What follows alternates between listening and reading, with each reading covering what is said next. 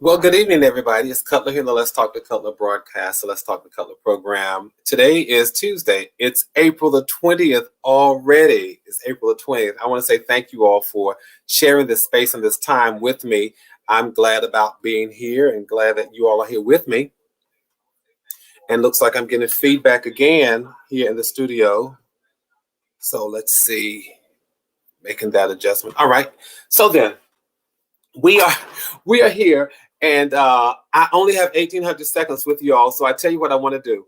I don't want to waste your time. I want to make sure every second is significant, every minute matters, every moment is meaningful. You all, I want to ask you this. I want to ask you this.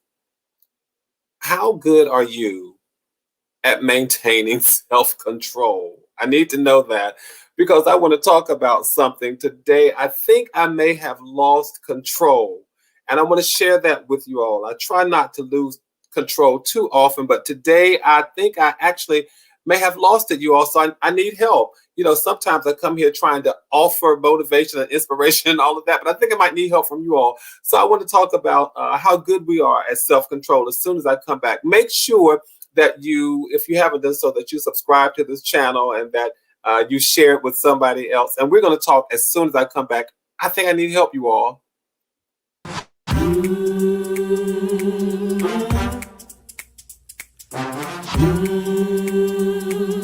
Let's talk to God.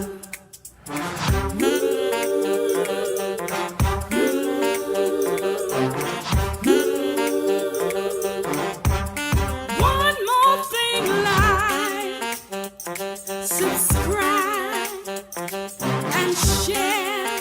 Come on, let's talk to God. Woo!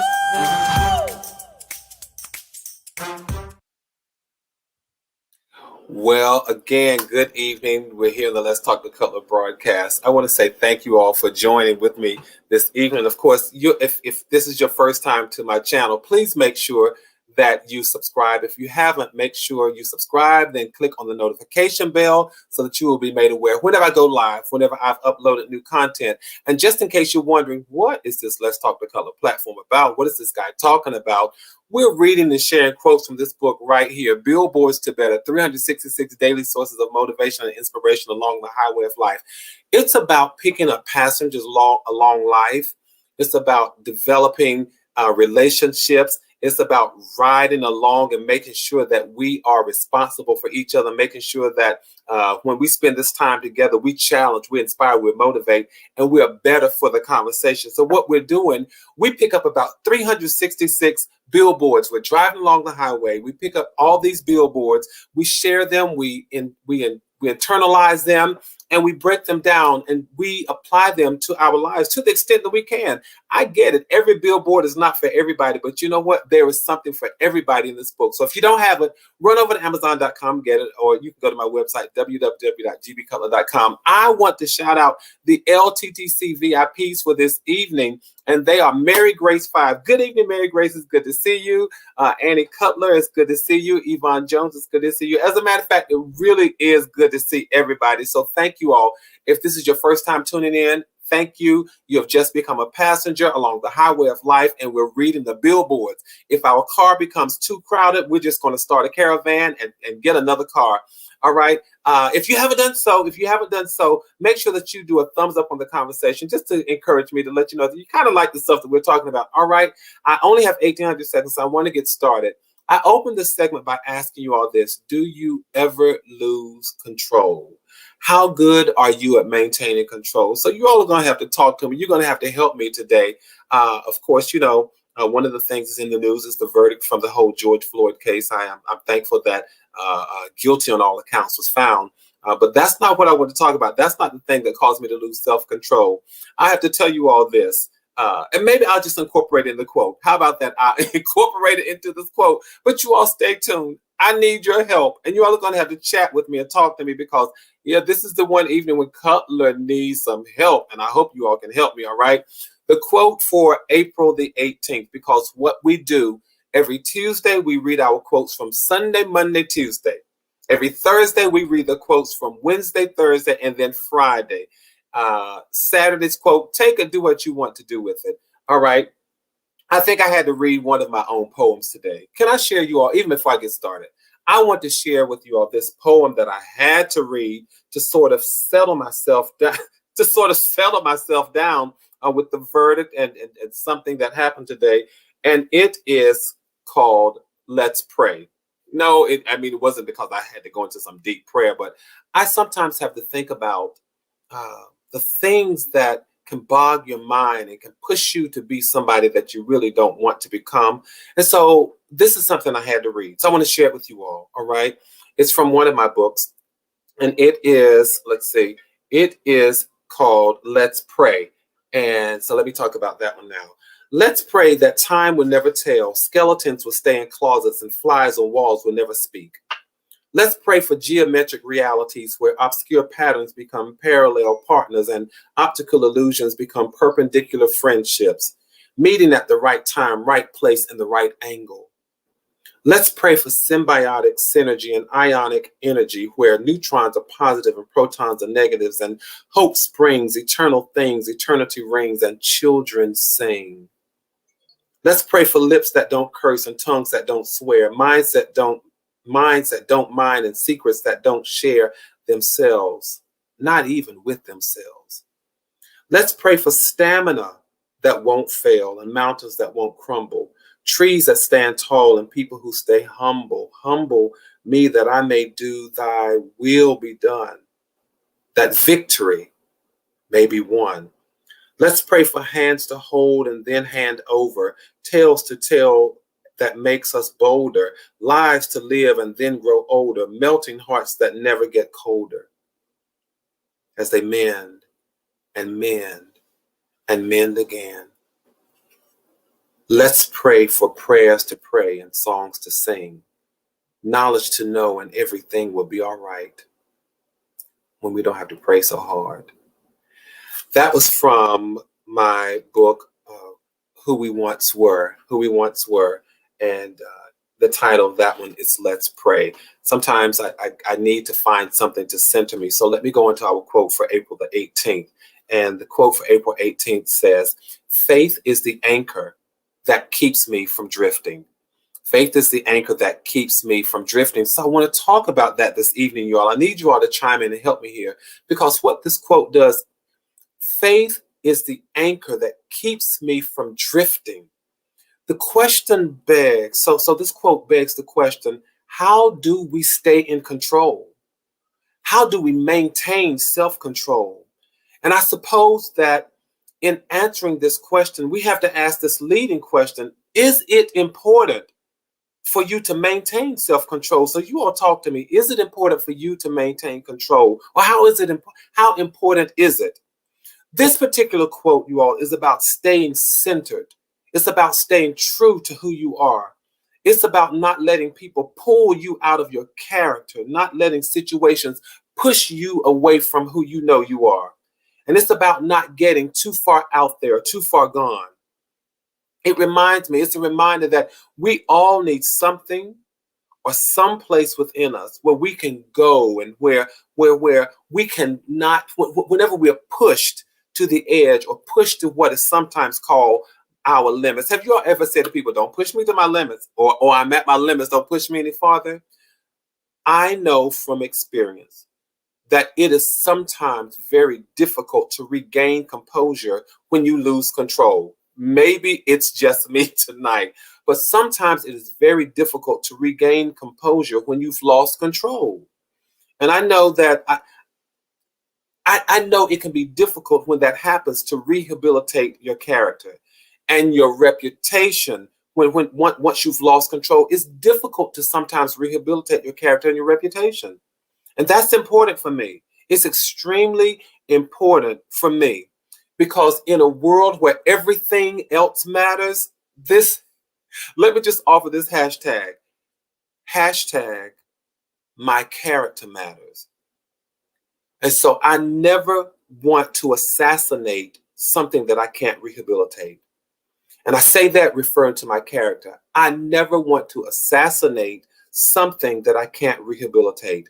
And I refer explicitly to my character when I say that.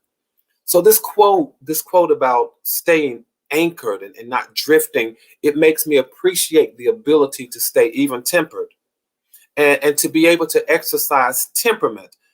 I sometimes look at people who, in my opinion, seems to be able to exercise very little self-control. And I don't know about anybody else being out of control, but I don't like those moments when I'm out of control. And today, you all, I was almost pushed to the limit and I almost lost control. It got to the point where you all are not going to believe this. So please make sure at this point, if you haven't shared this, make sure that you do this. It got to the point today, you all, where I called the police. I called the police because I felt myself going to a space and a place where had I gone there and gone overboard, it would have been difficult to swim back to the shore. So that's what I mean when I'm talking about rehabilitating your character and me not wanting to assassinate something that I can't rehabilitate. I got to the point I actually had to call the police. I was in a professional setting, in a professional situation, and I was just completely disrespected, talked down to, and I said, this is not good. In this moment, this is not good. And I kept trying to think, how can I take the high road? And then I thought, how can I get out of this? Let me just deflate this situation because I don't want to drift. So I called the police. Have you ever had to do that? Y'all, I called the police because I didn't want to become somebody that I didn't want to become. I really didn't. I prefer the version of me that is courteous, the version of me that is level-headed, the version of me that is calm, and the version of me that's sensible. I prefer the version of me today that I don't mind people seeing tomorrow. I don't like the process of having to be reeled back, so I try not to become unreeled. And I'm just sharing that with you all this evening. And it's not so much that I'm concerned with what people think about me, but I'm more concerned about what kind of person I'm helping them to become. That's important to me. And I try to ask myself, will my response, will my behavior help them to become a better person or a worse person? Am I going to help them or am I going to hinder them? And today, when I realized that had I acted in myself, I probably would have hindered them, I called the police. I know some of y'all are going to probably send me messages like, Cutler, what happened? What happened? What went on? I knew I didn't want to get out of control. I knew that. So what I always try to do, and I'll confess to you all that I fail. Many times I fail. But what I try to do is try to find my anchor. When chaotic situations are taking place, and this is really firsthand conversations that you and I that we can have this evening. When I realize that chaos is building and anxiety is, the pot is boiling, what do I try to do? I try to find my anchor. And I'll try to find the thing that keeps me from getting too far out there. I wonder, what is it for you all that keeps you from getting too far out there in a moment of anger, in a moment of anxiety, in a moment of feeling overwhelmed? What is it that keeps you all from going too far out there? For me, it really is my faith. It is my faith. The tenets of my belief, what I believe are important to me. They are so important to me. And another thing really is my reputation, because my reputation is synonymous with my character. And the one thing that I can share with us this evening, you all, is don't let people push you out of your comfort zone. Don't let people force you to become someone that you don't want to be. Don't let people push you to become someone that you've worked difficult at not becoming. And so I can only share that with you all from a personal experience today, from a personal space, because one of the things that did ring true in my mind was your reputation is important. And you want to be able to see this situation and perhaps these people tomorrow without having lost control today. So when I realized that I, of my own volition, was not able to do that, I laugh now, but it was easy for me to call the police. Why? Because I knew that for all of my tomorrows, I wanted to make sure that my character was intact. That's important to me. I hope it's important to you all, but I really want to know, what do you do to maintain self-control in those agitating kind of situations. The author says, the author would be me. The author says, faith is the anchor that keeps me from drifting. Faith really is the anchor. And we, of course, we have more than one anchor. That's why I'm asking you all, what might be your anchor. So there I've shared a very transparent moment. I know some of you all will reach out to me and want to know what the moment is. And absolutely, I'll tell you. You reach out to me and I'll let you all know. All right, but we're reading here from this book, Billboards to Better, 366 Daily Sources of Motivation and Inspiration Along the Highway of Life. Thank you all. Whatever space you're sharing with me, I'm thankful and I'm humbled by it. All right. You all aren't telling me if you all ever lose self-control. I want to know. All right. I've put it out there that sometimes I do. I want to talk about our next quote for April the 19th. And it says, strive to make God proud every day. A simple quote, strive to make God proud every day. I got a message from someone. About this quote. And the message said, the email said, thank you so much for the quote today.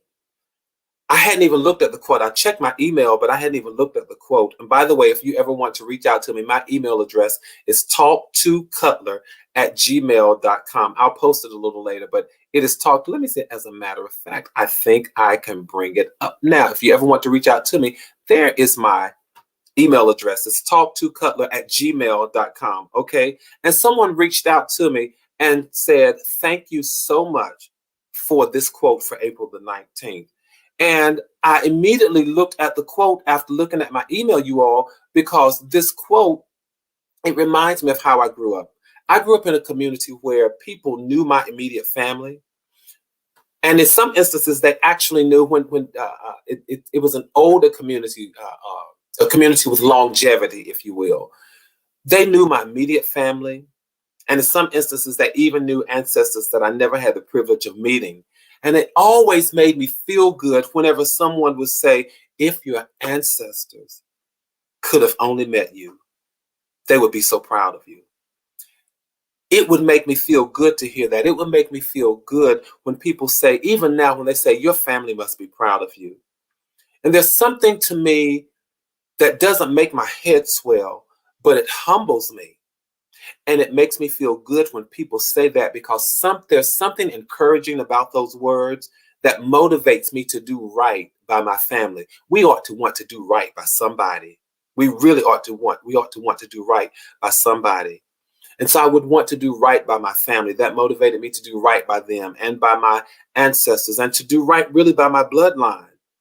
And even if I missed the mark a couple of times, as I must admit I did, even if I missed the mark a couple of times, somewhere within me, at least there was the spirit of wanting to do right. So for me, it is the same thing on a spiritual plateau. I feel good when I'm in the good graces of the creator of the world. I just feel good when I feel like I'm in the good graces of God, the creator.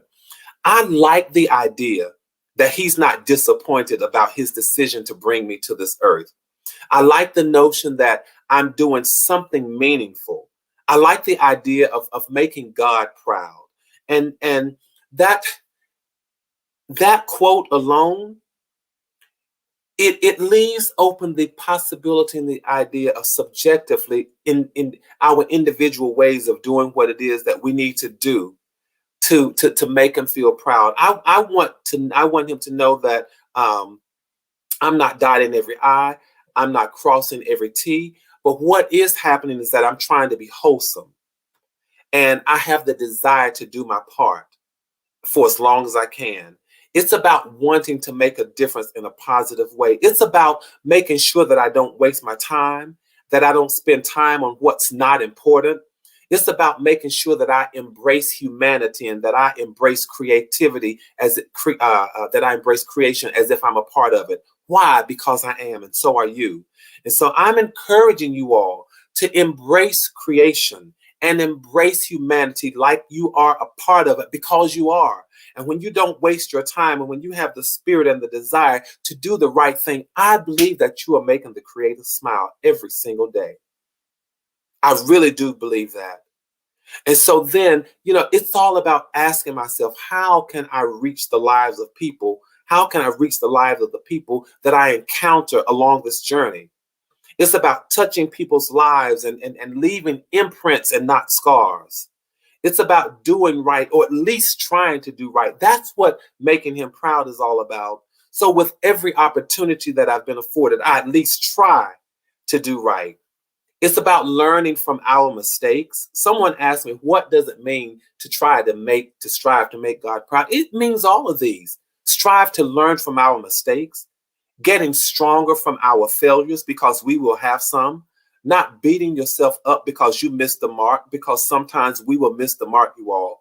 It's about climbing up, or at least trying to climb up every time we fall down. I hope I'm talking to real folk tonight, real folk this evening. That's what it really means. Pulling myself up when I fall down. It's about thinking, if you believe this, if you ascribe to it, and you think in the beginning when God created all this stuff and he looked around and said that it's good, it's about wanting to hear him say the same thing about you.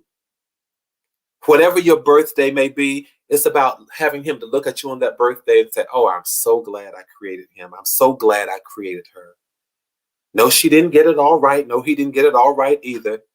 But he has the spirit of connecting with humanity, the spirit of trying to be a valuable part of creation. That's good. And that's what I'm encouraging us to do this evening. That's one of the things that I believe will make God smile. No, you don't have to go to theology school. You don't have to go to a seminary to get all of that. It's just what I believe and what I'm sharing with you all tonight, because I really value the fact that we are spending this time together. So this is what we do to make God smile. All right. I want to read the quote for April the 20th. April the 20th.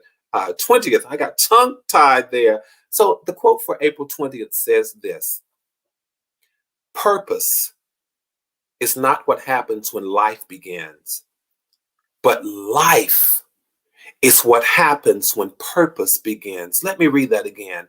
Purpose is not what happens when life begins, but life is what happens when purpose begins. So many times we walk around trying to figure out, what is our purpose in life? What is the reason for me being here? What am I supposed to do to make a difference? And we get caught up trying to find an answer to those questions. We get so caught up trying to find an answer to those questions until we get paralyzed and we end up doing nothing. And I tell people all the time, do what you like. Do what you love. Do what will help people. Do what will help you. Do what you're passionate about.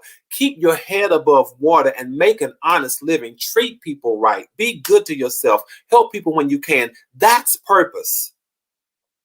That's purpose. Purpose is not wrapped up in a title. It's not encumbered. It's not contained within a degree. It's not necessarily a specific gift or craft or calling, but purpose is about how you impact people's lives. I can't say this loudly enough, because we get lost trying to figure out, what is my value? What does it mean? And why am I here? What's going on? Purpose is not what happens when life begins, but life is what happens when purpose began. And when you get it, and you lay hold to it, that people and impacting people, that's what purpose is all about.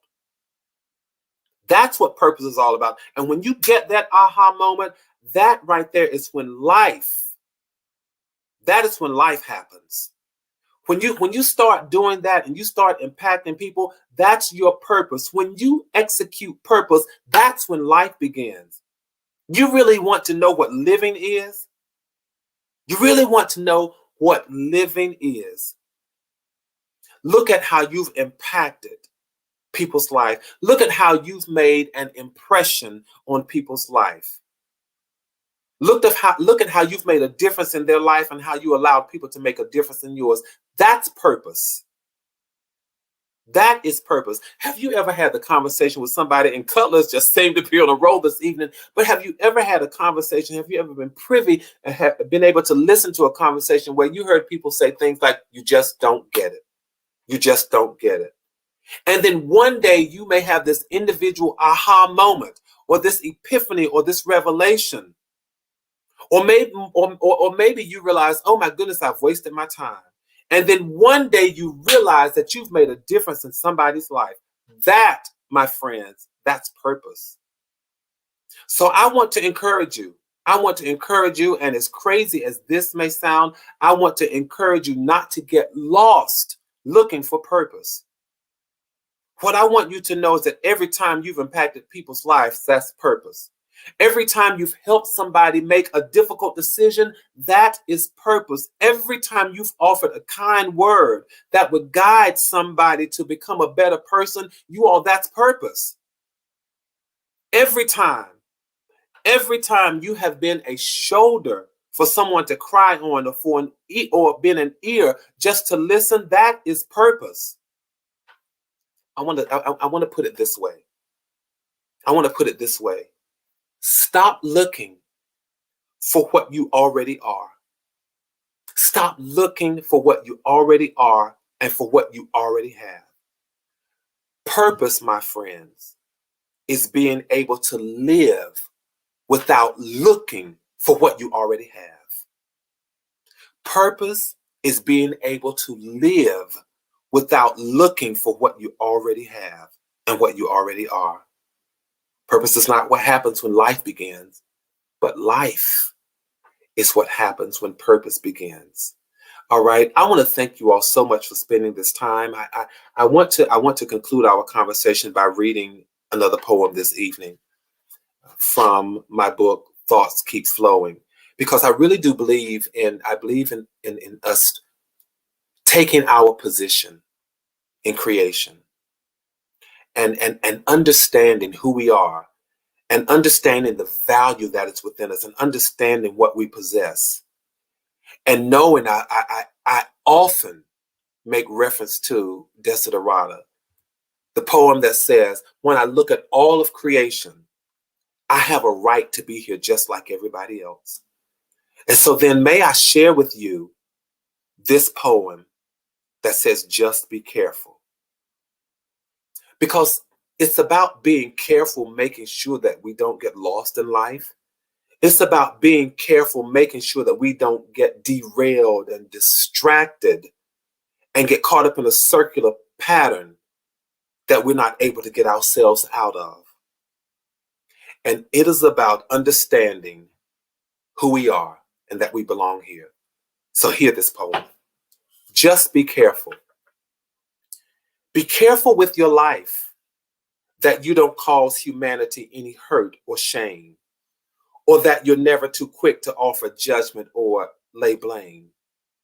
Be careful with your life that you don't lose others so much until you hate, that you don't love others so much until you hate yourself, or that you search for riches and lose sight of true wealth. Be careful with your life that you don't become blind to the magic of a new day, or that in your search for pleasure, you let peace slip away. Be careful with your life that you don't live too much for then and miss out on the now, or that you're more concerned with the regal stand instead of a humble bow. Be careful with your life that you don't let confusion or negativity crowd your mind, or that you let being foolish distract you from being kind. Be careful with your life, for it soon comes to an end. Be careful that you make all creation your friend. I want to thank you all for sharing these 1,800 seconds. Whatever space you've allowed me to share and come in this evening, I want to say thank you. If you haven't done so, please make sure that you subscribe to this channel. Make sure that you comment and that you share this. And I'm here every Tuesday and Thursday at 8 o'clock, hoping to inspire, trying to motivate, sometimes challenge, and sometimes being transparent and making my own confessions and grow and drawing strength from you all. So thank you for that. So until Thursday, do me a favor, my friends. Let's keep building community.